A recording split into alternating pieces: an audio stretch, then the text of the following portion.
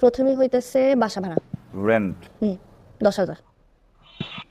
Electricity bill, সব কিছু মিলা 10,000। বাহ, তো বাম্পার ছাড় দিছে। হ্যাঁ, এরপর হচ্ছে খাবার খরচ, ফুড, খাবার 5,000 হইব না?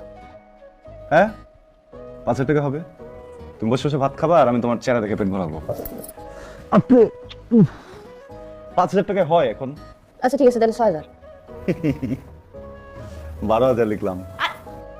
মাথা খারাপ হয়ে গেছে? 12,000 টাকা? তুমি আমারে প্রত্যেক মাসে খাবারের জন্য 8,000 টাকা দেবা, এরপর যা দেখার আমি দেখব। 8,000 টাকা, ওকে। তারপর বলো। আই হাই, ভার্সিটির খবরই তো নাই। ভার্সিটি খরচ ধরছি। ভার্সিটিতে প্রতি সেমিস্টারের জন্য আমাদের প্রত্যেক মাসে জমাইতে হইব তোমার 15,000 টাকা, আমার 15,000 টাকা, তাহলে হলো 30,000। 30,000 আর এইখানে 15, না 18, তাহলে 48,000 টাকা। আর বাইক চালাবো হচ্ছে আমি পানি দিয়ে। চো, সকালবেলা পানি তুলে দিবা কুয়া থেকে, পানি বাইকে ভরে আমি বাইক নিয়ে ঘুরে বেড়াবো, তাই না? কথা কইতে পারি। বাইকের তেলের খরচ 2,000।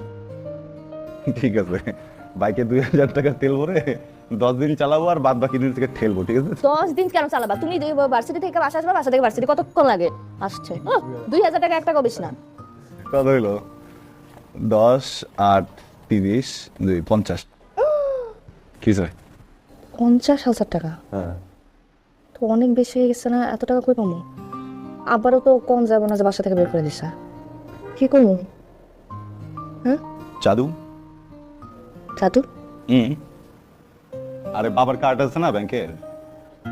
ব্যাংকের কার্ড? হ্যাঁ, শোনো, বাপ আমাকে ছেড়ে গেছে তো কি হয়েছে, কার্ড তো যায় নাই। শোনো, পৃথিবীতে বাপেরা সন্তানদের বিতাড়িত করতেই পারে, কার্ড কখনো